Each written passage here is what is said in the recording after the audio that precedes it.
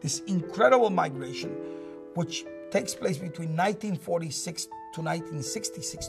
In the late 40s, you had a lot of Puerto Ricans who were contracted farm workers. And one of the most traumatic experiences of my life was leaving Puerto Rico when I was 4 years old. So when Puerto Ricans came to Chicago, they encountered a landscape, they encountered a physical geography of a city that was very different from what they had left behind in Puerto Rico. I remember my mother talking about what she thought Chicago was. She described Chicago as, or the United States, as this place with all these pretty gingerbread-like houses. People didn't know Puerto Ricans.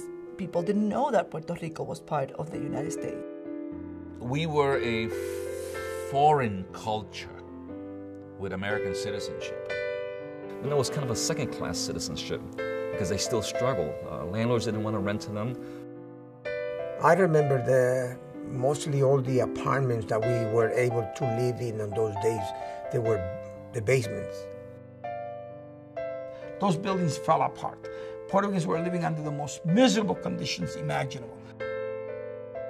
They had to settle for low-wage, informal service economy work that did not pay the wages that supported their families. I worked as a dishwasher, making 55 cents an hour. Coming into the school system, it was kind of interesting because there was no bilingual program. So basically what they did in school was that they put you in the back of the room. You just spent a lot of time drawing Crayolas, and then when you learn how to speak English, then you could join the rest of the class. And teachers didn't know anything about us. I mean, they changed my name from Gamaliel to Bobby because they couldn't pronounce my name. The Puerto Rican community was totally ignored at the political arena. They were assistants to the assistants of the assistant precinct captains in ward organizations.